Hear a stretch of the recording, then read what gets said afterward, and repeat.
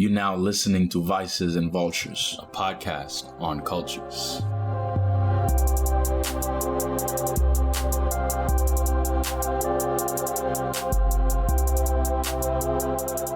Welcome back to the Unpacked segment of Vices and Vultures, where we share from our collection of solo interviews done by the co-hosts. What's going on, everybody? This is A2. My intention as a co-host is to shine light on topics that I feel don't get a lot of airtime.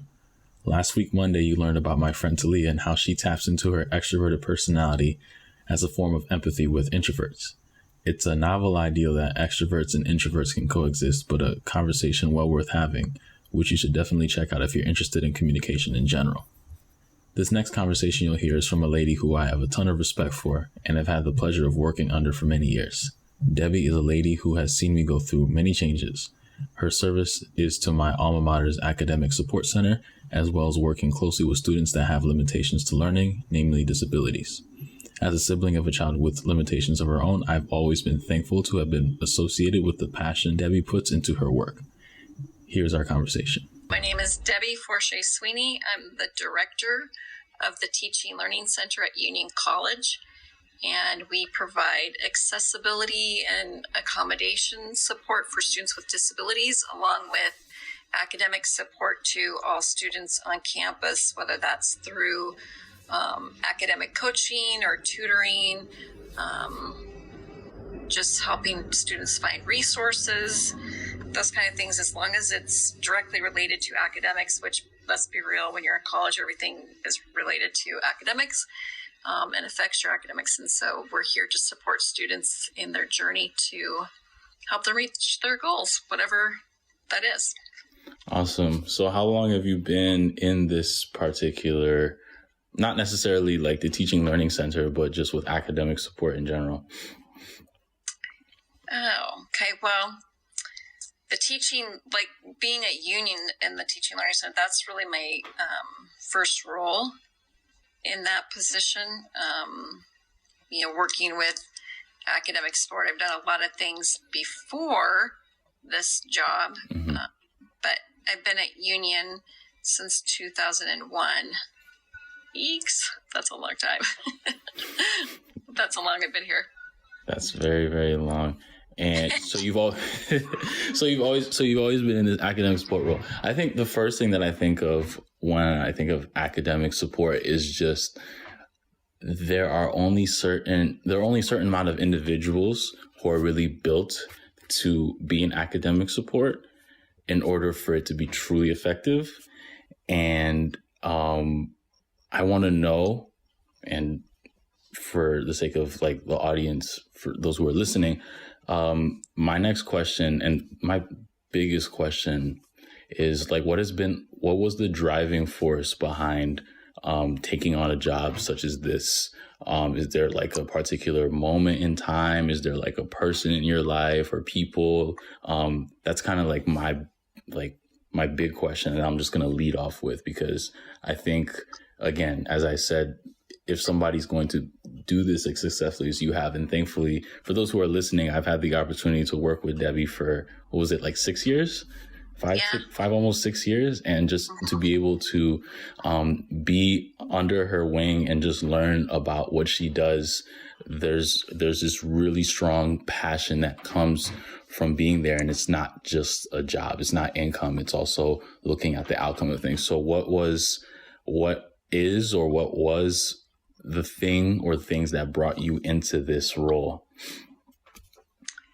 Well, yeah, that's a long story, so I'll try to make it not too long. But I graduated from Union College with a degree in social work, and while I was here, I was also a TLC student. And if it wasn't for the TLC, I don't know, I guess God always has a way of working things out, but in my mind, I'm guessing maybe I would have never gone to college, thought I was capable of going to college or any of those things. So the TLC is what allowed that to happen, and found out I could be a very successful learner and and I was a very successful college student, and I owe a lot of that to the people who were here at the time.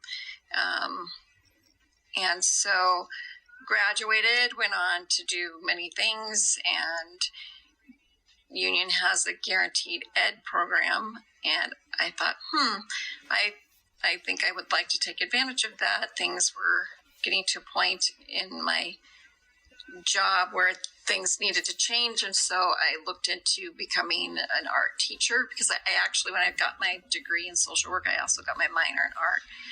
And so that worked out for me. When I came back to do that, the director at the time said, who was also here when I was here as a student, said, hey, you would be a great academic coach. Would you be interested in doing that? And I said, yeah, I'd love to do that. So she hired me, and the rest is history. She was an amazing mentor to me as well. And things happened for her where she had the opportunity to move on, and she put my name in for the director. So they hired me to, promoted me to that position, and I've been here ever since. So, yeah. And so, I mean, I'm passionate about the TLC for many reasons, because of the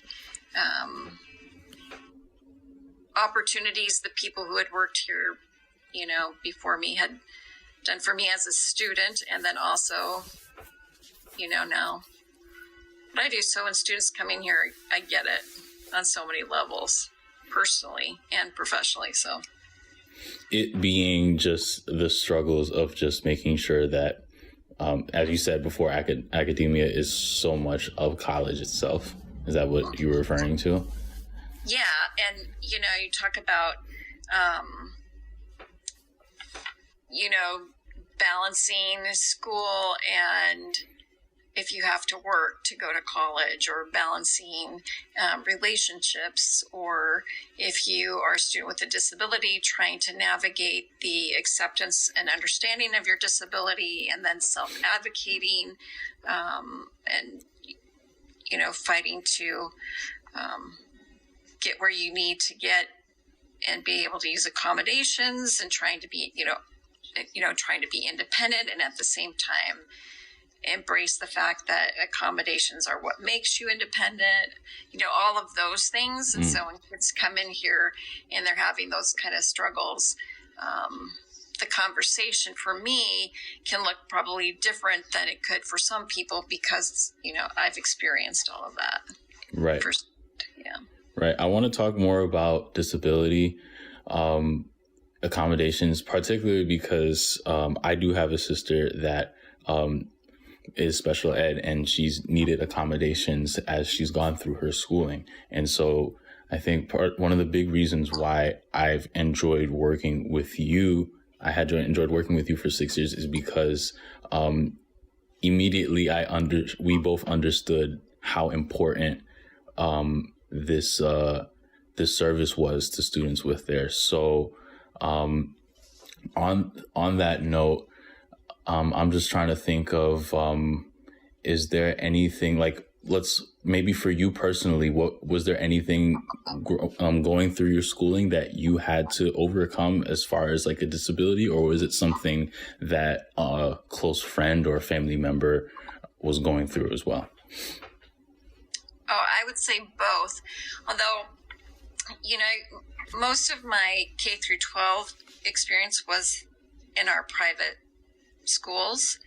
And so I never knew nobody ever recognized, we just didn't have that information, especially back when I was, Right. Okay, so I'm just a little bit older. So back then, so I would say that the frustration came that for myself, was never even diagnosed until I came to Union. And it was because of the people at the TLC that helped. They were like, hey, this is probably what's going on. Mm-hmm. And then I found out, and that made a huge difference in my life, right? Because now all of a sudden I was like, oh my gosh, I'm not stupid. I'm actually really smart. I'm extremely capable of doing all of these things. I just didn't understand that this is what I needed to do in order for me to learn. And now I have this opportunity to gain all of these new strategies and all of these new techniques and utilizing accommodations. In my first semester in college, I had a 4.0.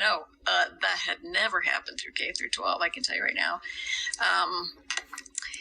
So that experience from the struggles of, not knowing, right? And then the opportunity to discover this is what was going on, and then understand the diagnosis, because I think that's a huge part of it. I mean, just don't go in and you see a doctor and they say, oh, you have this, and they say, here you go. And then you're supposed to walk out, whether it's no matter what type of diagnosis it is, right? It doesn't matter if it's learning disability, ADD, any other type of mental health, if it's a physical, medical, it doesn't matter. You get this label, I suppose, this title, and then what are you supposed to do with that? And it's not like you didn't have it before, but now it's just been validated. You have a name for it. But what do you do with that? And for different people, that journey looks different. Maybe there's some grieving, maybe there's some frustration, maybe there's some denial. But once you can move to acceptance, then you can start to learn more about it and how it actually plays out in your own life. Because once you do that, then you can make some good decisions and do great things for yourself. But until those things happen, the journey can be really difficult. And I see that in students, like maybe they've never been diagnosed. They come in, they see me, we have conversations, they, move on and they go see someone, they come back with the documentation that they were diagnosed with ADD or learning disability or, anxiety, whatever. Once the conversation can start growing and understanding that, this is what this is and this is how it plays out, you just can see the growth happen with the students. Amazing. Right. Wow, that's very powerful. And I completely agree. I have a lot of other people aside from within my family that I have seen kind of go through this process. So something that I'm wondering is, how do you get to the stage of acceptance? Because as you said, when people find out about a diagnosis, and it's usually like way after they should have found out about it.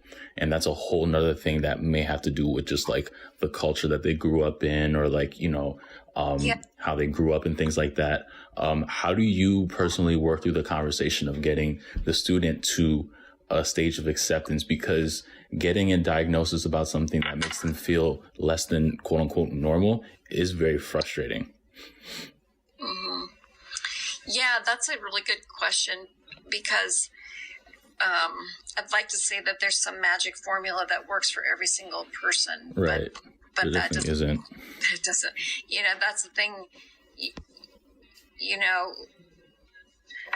I guess what I meant is like, there isn't a cookie, like a one size fits all answer. There isn't a cookie cutter answer, but where do you guide the conversation to get to that point? As far as the language that you use or the words that you speak, or like the references that you pull up, or the stories that you remember in conversations with these students. Yeah.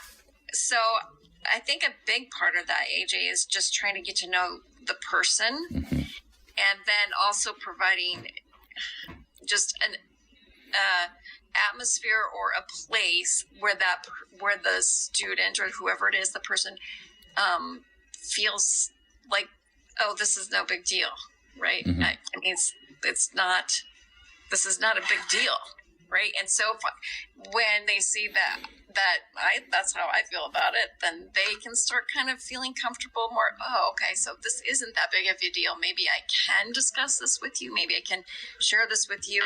And then a lot of that is part of that relationship building. And I will tell you that I can sense when students come in here who's ready for that and who isn't. Mm-hmm. Right? And if you're not ready for that conversation, if you're not ready to kind of accept help, right, then it would be harmful for me to try to push them into it. Right. Right. There's, there might be, and that looks different for every student. So there might be a crossroad where it happens, whatever comes, where that conversation can be more in your face, or there's times when it comes about because the student themselves recognize they're ready, so they can come. So it's packaged for, just differently for every single kid or person or student. And I think the best part, or the most important part of that, is just trying to be really aware of where that person is at the time, Mm-hmm. so you know how to approach it. And they have to know that it's a safe place to come and talk. Right. Absolutely. Yeah. And I mean, you know how I am about confidentiality. yeah, absolutely. Yeah. Yeah. And so, and every single person who works here, it takes, they're like, oh, come on, they act like, oh, that's kind of like an overkill on it, a little bit. But in order for students to be able to go through all of that process that you and I just discussed, they have to know that every single person who is employed and work in this department embraces that concept of confidentiality. Mm-hmm. Right? Yeah. Mm-hmm. I remember, prior to working there for 6 years, I worked for 3 years in accounting. And so to an extent, I already understood there was an element of confidentiality that I had to abide by, because I was processing a lot of information that simply, was not accessible to anybody else. And so coming into there and understanding that this was the same concept, but just dealing with people's lives and, situations rather than just numbers, it was something that I took very seriously. And I know that in the 6 years that I've been there, one thing that's always been constant is, to the point of, like you said, overkill. It's just so important to curate that atmosphere of this is a safe place. Like, what happens here stays here. And being able to, this reminds me of the conversation that we had prior to starting recording. And what we were talking about was my experience in the past 6 months. I had started teaching in the past 6 months. And one of my biggest revelations with this, because this is the first time I started teaching, I teach piano, is being open to listening to your students, because every single student is different. And if they feel like they're not valued and their time and the energy and the attention that they give you is not being valued, then they're not going to respond to whatever you're going to either teach them or tell them, whether I'm giving you instructions on how to do your scales properly or whether I'm trying to figure out what's going on in your life as a person. Part of it is just listening. And I feel that specifically with people with disabilities, I've seen it firsthand with the way that people would respond and react whenever they interact with my sister, is the fact that they don't take the time to listen and understand the vastness of the situation, because they're too busy coming up with conclusions that have been that they have either formed themselves and or have been given to them prior to, you know what I mean? Oh yeah, I totally know what you mean. And you can see that happen. Like, I see it happen for me, because when I came back here, to work, there was a lot of people who were my teachers, so they already knew, about, well, I'll just disclose, but I have a learning disability and I have attention deficit in inattentive type versus the hyper, although I have a little hyper, but if you knew me, you'd be surprised that I have any hyper at all, but because I'm just kind of laid back like that. But, so when I started, there's some people who already knew, but a lot of people didn't know that about me. And so I was, was really cautious the first few years on, disclosing that even to students or families that were coming in, because, sometimes once you disclose that, you can almost see like this shift in people's posture. They're just like, huh, like, and it's not like people mean will, or, you know, I mean, I'd like to think, although I'm sure there are some people who are mean, but it just happens, you know, and it's part of, maybe they just don't understand. I don't know, but you know, and you get to observe that, you know, happening firsthand with your sister. And it's, yeah, I know. So you just kind of, for me, especially what we call, these are like hidden disabilities. So like, if you looked at me, you wouldn't know I have a learning disability or that I have ADD, right? Mm-hmm. You wouldn't know that just by, if I was in coffee house, you saw me, you would go, oh. But it's, so, you know, people make those assumptions based on that. Well, then when you add that extra information, then things shift. Mm-hmm. And yeah, so it's, I don't know, it's interesting to see how that all plays out, and truly is not right. Right. Something I'm thinking about right now is, since you've been at the TLC since 2001, how have you been able to see the reaction to what you and all of your staff bring to the campus, as far as awareness on not only disability, but expanding the conversation to just accommodating people that, you know, might need a little extra time doing like a test or something like that? How has the reaction, you know, I mean, obviously there was the TLC before you stepped in, but in your experience, how have you seen the student body, and not only the student body, but also the staff as well, kind of embrace this over the years? Yeah, so that's a good question. You make me think so much about these things, and so hopefully I answer the questions you're asking me, because it makes me like go on these long journeys in my head. Well, the podcast is called Unpacked. We're unpacking stuff here. Yeah, most definitely. So I will say this: when I was a student here back in the day, okay, so I was, you know, I graduated from Union in 94. You know, there was a lot of changes happening and awareness about learning disabilities. And that had been happening for a while, but really I think it, you know, became, I mean, you know, there was like, you're too young for this, but after school specials on kids who were diagnosed. The Cosby Show had, you know, Theo had been diagnosed. So more and more things were coming out about learning disabilities, and you were seeing it more and more. In like culture? Yeah, in culture, and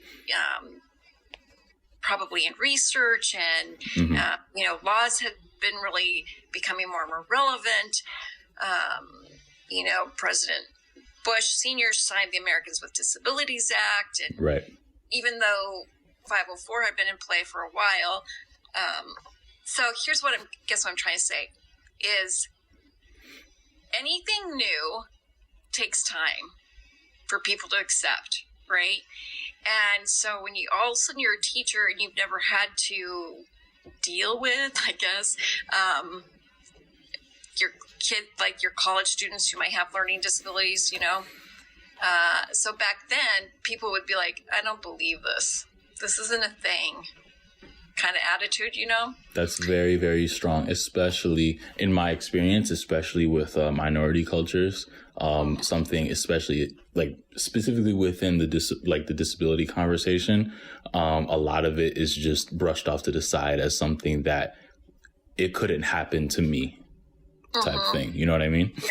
Yeah. Or this does, you know, especially like with learning disabilities back then, right? It was more about, you know, comments like, oh, you're just lazy. You're not trying hard enough. You know, you just need to pay more attention. Yeah. You know, that kind of stuff. You just sound it out. Can't you spell that word? Why can't you spell that word? Just sound it out. I would sound it out if I could interpret the sounds of the letters, you know, that kind of stuff. Yep. So, you know, so I think, as in anything else, it's a journey. And so everybody's, you know, from back then to now, people know so much more. There's been so much more acceptance. People are getting it. You know, if I have you know, I can send accommodations letter. I can contact people. They're just like, oh, okay.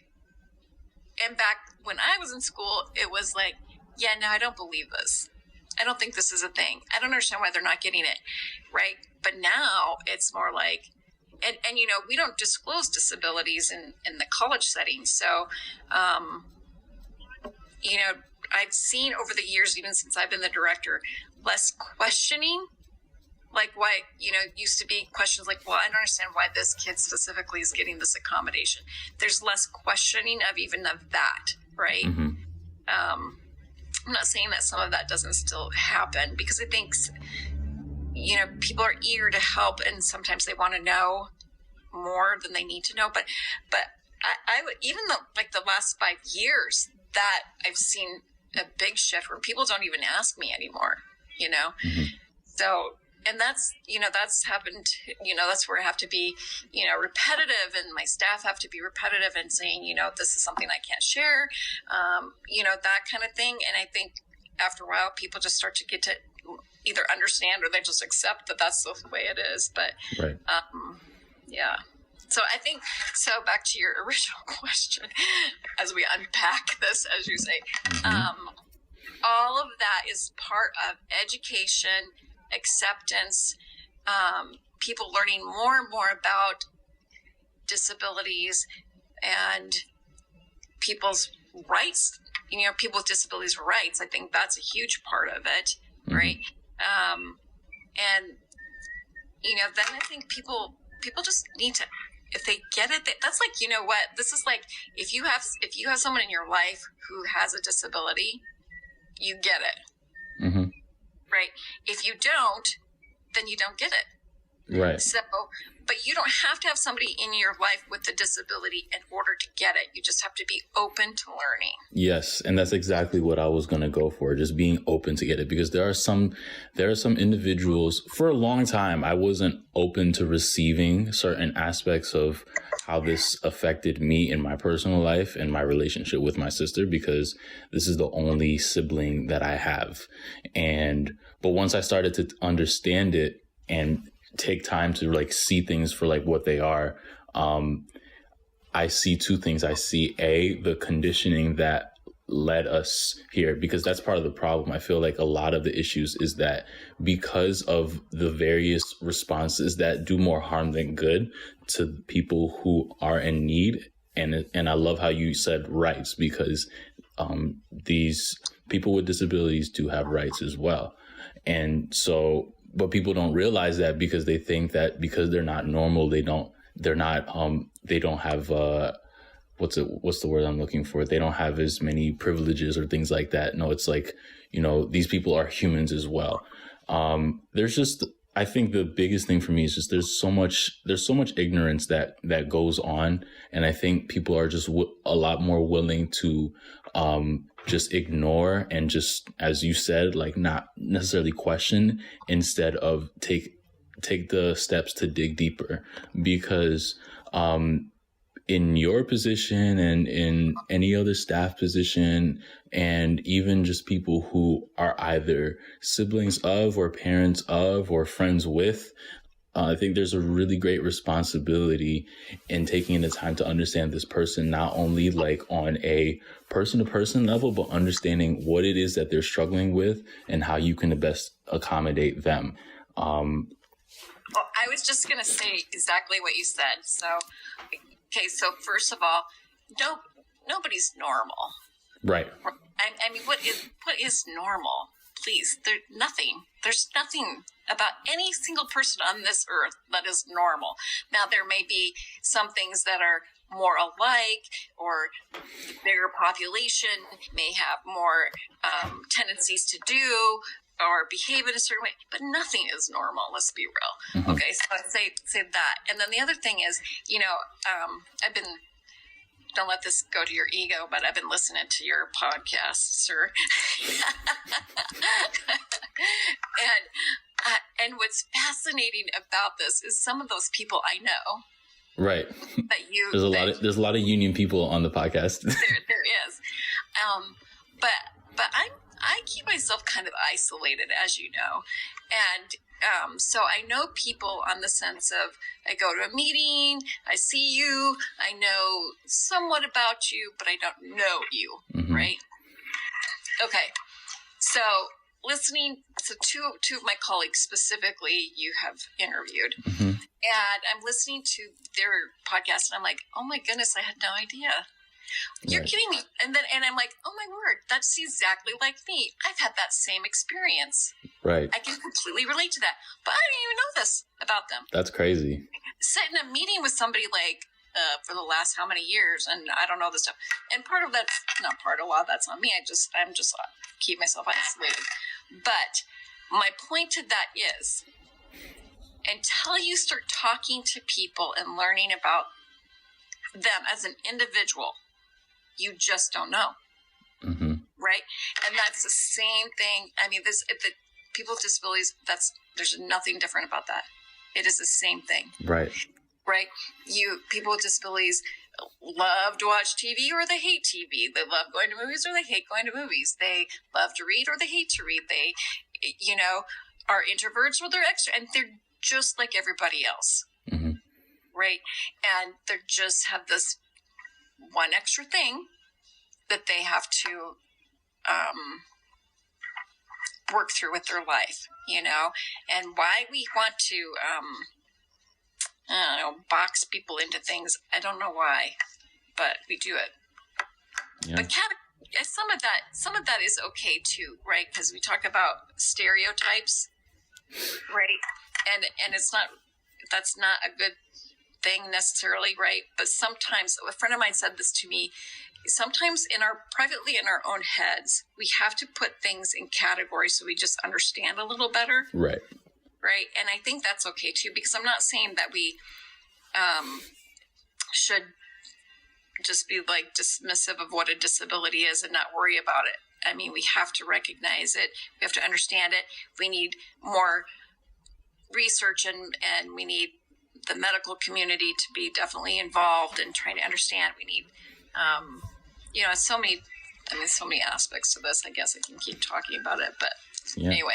Well, I appreciate the fact It's a that passion. I can't help it. Yes, I appreciate the fact that you've been listening and been able to make that very, very keen observation and relate it to what we were talking about. Because, again, this is just another conversation that we had off air. Is part of this process of being able to understand people on a very, very deep level is taking the time to remove your pride and say, like, we're going to become best friends type thing. It's the way that I approach the relationships with not only my students, but the parents.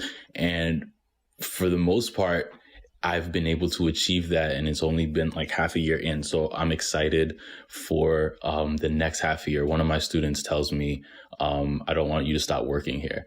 You know what I mean? And that is something that, she comes in and like, we have like real conversations, not only about piano, but like other stuff. And I can't even put it in words. Isn't that the craziest feeling? Like I have students that say, you can't retire, you can't get a different job, or you can't leave. Right. Until, it never was, you can't retire until just recently, because, getting older, but that happens, whatever. But you know what I'm saying? Yes. It does. It fills your heart. It fills your soul. Yes. But as I always say that, that feels so good. But on the flip side of that, I try not to take too much of that in because, I don't want to take too much ownership of that because it's about, again, it goes back to that person. That person's been willing to come in. That person's willing to put in the effort. That person's willing to be open and learn. I always say I provide opportunities and options, and what you do with them, that's, my role is just that. So, absolutely. So taking the conversation of what the TLC does, and not only what it does, but what it stands for, disabilities, accommodations, etc. What has that looked like in, on a bigger scale, with starting with maybe the local community? Have you or any of your staff been able to do anything in the local community or even beyond that has been able to just put a voice to certain things that you guys stand for? I wish I could say we have. About 8 years ago, the TLC, and about 87 became no, they had transitioned into a program for students with disabilities. Learning disabilities had a program specifically for students with learning disabilities, and then also accommodations for all people with, students with disabilities. And then when I became the director, about a year or two in, they had asked if we would take on, like the kids that were accepted on a probationary status, and then kids that were here that ended up on academic probation. And then the next thing we knew, we've kind of opened our doors to everybody. So I would say, and the bigger scale of things for the community, that's been really limited, unfortunately. And on our own campus, it happens more in a one-to-one opportunity versus on a big scale. Mm-hmm. So, yeah. Okay.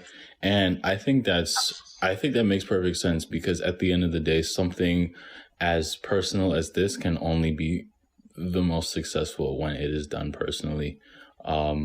Again, I refer back to just my current teaching experiences, and the only way, I don't think I would have nearly as much of an impact on these kids if I taught them in a corporate setting as opposed to just one-on-one. You know what I mean? Uh-huh. Yeah. So I like that a lot. And but it's amazing to me how many people don't still realize their rights, to go to school or those kind of things. Even on our own campus, I'll still hear somebody who may be here in their junior year, and they'll say, "Oh, I wish I would have known about you guys." I'm like, oh my word, how did you not know about us? Right. We do presentations for every single, first year orientation. I don't know. I just don't know how you didn't know about us. And on the flip side of that, most of our referrals are coming because students tell their friend. Mm-hmm. They're like, "Oh, I go to the TLC and it's really been helpful. You should go." But there's still that stigma of asking for help. That's still, how we always do this end of the semester evaluations. And one of the comments we get back, several comments always, is asking for help is difficult. I wish other people on campus knew about this service and weren't afraid to ask for help. I wish people didn't think poorly of me because I was coming in here.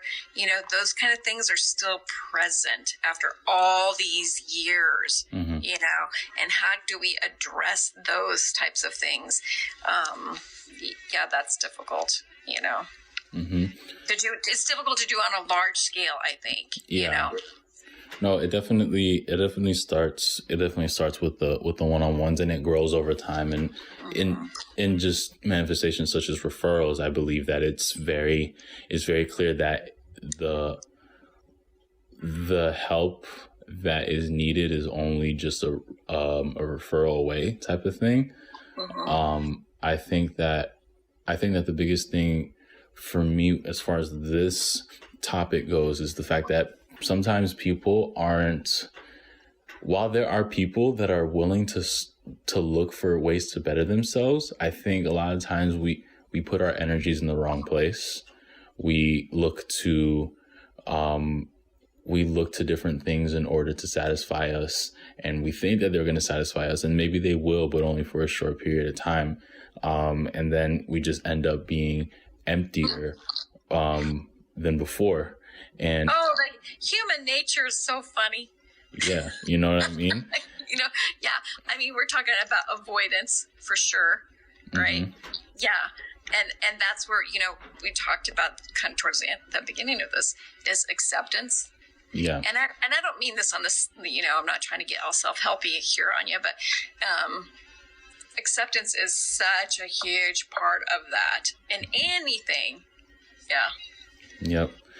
What I think about, and I'm really big on this because I understand the double-edged sword nature of it, and I'm still learning it every single day, is social media. I feel that social media and social media marketing and networking is a very, very useful tool, and it's helped me so much. Just this past week, I've been able to meet with somebody because I leveraged Instagram in a very strategic manner. And it was cool because this individual also leverages Instagram in a strategic manner. So I was able to meet up with this person because I just, did the right things. And there's a right and wrong way to do everything, right? But I feel like a lot of times people run to Instagram and they run to social media and they run to, these nice photos, and they spend so much time comparing their behind the scenes to somebody's highlight reel, and it ends up doing so much damage that when it comes time to accept a very viable opportunity to become better, such as, what is provided in TLC, and not only what is provided in TLC, but what people in academic support and people who work with in special education and disabilities, when they provide that opportunity, sometimes they're in such a position of like, oh, I'm so worthless because they spent so much time trying to fill their lives up with things that leave them emptier than before. You see what I'm saying? So that's so huge, especially in my generation and the landscape that I've navigated, like in undergrad from 2011 to 2016. I see so many people putting their energy in the wrong place. And so like even friends of mine, and everybody has to answer to what they do, and it's like different for every single person. But time and again, there's just so much damage that's done from looking in the wrong places. And I think in this age of information, and to the point where it's just an overload of information, we have an opportunity to find what we need to a lot more efficiently than we did back then. And I can't speak for how things were back then because I'm not that old, but at the same time, no, I'm not saying like that. That came across very bad. I'm not that old. I'm not even old. Right. No, you're not even old. I'm agree with you there. You're not that old. But I think that things are a lot easier than before, but I still think that we make it a lot harder than we need it to be. You know what I mean? Yeah, that's again, see, that's what the thing though. I mean, 20 years with or without how long has social media been around? I don't even know. But, the thing that's funny about that is this type of conversation would have been surrounded about some other thing. Do you know what I mean? Like what? Okay, so, I hear people say things like, oh, this generation and their social media and da-da-da-da-da. Okay, well, now this is going to make me sound old. That same kind of conversation would have been taking place around those darn kids. They're out cruising the street all the time late at night. Why are they cruising? They're wasting gas. What is the point of that? Why are they, that kind of thing. So this theme, this thing that is consistent is, here's this thing that's happening now, social media, whatever it was back in the day. I don't even know. I can't even think of anything other than cruising. And I'm not even sure why that just came up in my mind. But do you even know what cruising is? You mean about driving? just driving just to drive? No specific place to be?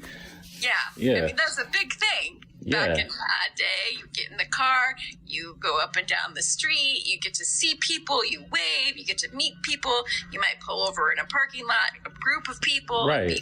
I like doing all of that except the interaction with other people because I like driving by myself. But I do understand what you're talking about. Okay. So, you know what I mean, though? I mean, the essence of the conversation, the thread of that conversation is consistent. Yes. It's just what's the good, you're so much more articulate than I am, AJ. What's the thing? It's just the venue or the item that may have changed. Yeah, the vehicle's different, literally and figuratively. It's social media now. It could be something completely different in 20 years. 20 years ago, it was cruising. And 20 years before that, it was something completely different. I don't know. Crocheting. I don't know. But I understand what you're saying. And, the way that I interpret it, of course, in my context is social media. But at the end of the day, what what I was getting at, and we're saying the same thing in different ways, is we spend there's too much time put into things that ultimately won't give us any fulfillment and satisfaction, whether it's social media or whether it's just wasting time and wasting gas.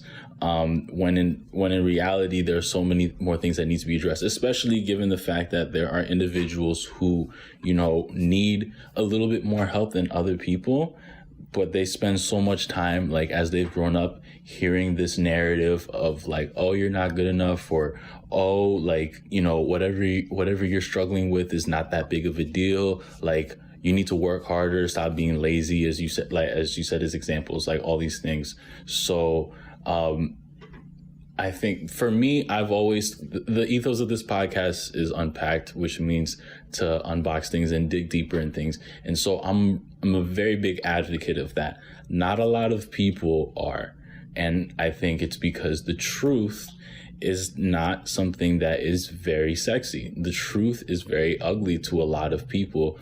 But at the same time, the truth will set you free. One of my favorite authors says, the truth will set you free, but it doesn't make the truth hurt any less, nor does it make the truth any prettier, nor does it absolve you of the responsibility that the truth requires. And I feel like responsibility is such an important word in that quote, because the truth requires responsibility, but not a lot of people are willing to become accountable to that responsibility, especially when it comes to their livelihood. And I think that's so important. You know what I mean?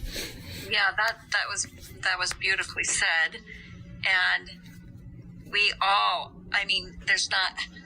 all guilty of that. Yep. All of us are guilty of that. Absolutely. And again, we're human. And that's why when people ask me, do you think this student can make it? Do you think this student can do it? Like, I don't know. Because here's the thing, and I find this out too, because like I feel like I get guilty of being on the fence, all the time. But here's why I'm on the fence of things all the time. Because there isn't an answer, right? So we are all subject to what you just expressed. We all do even that. Myself, it's every day, every single day. And if you're a gambling person, people are not. You can't gamble on them. You can't, because you just don't, it's unpredictable. There's some things that you might be able to measure that might be consistent, but we are all guilty of what you just said, and we are all different, and we all come to those conclusions in different ways. We may have some similarities, like listening to my colleagues, on your podcast. I'm like, oh my goodness, I have that same thing, that same experience, that same, whatever. But we are still vastly different. I don't know how that came out from what you just said. Why are you making me think about all this stuff? It's crazy. Because you're a guest on this podcast, and that's what we talk about. It's so funny.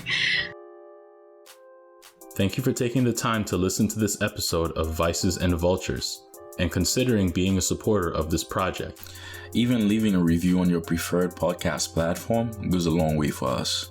There is more information about this episode, as well as who we are, in the show notes. This includes all of our social media links, so you can see us and not just hear us. Vices and Vultures is brought to you by Aesthetic and is based in the great state of New York. Be sure to subscribe to this podcast for more episodes. And tune in next time to Vices and Vultures.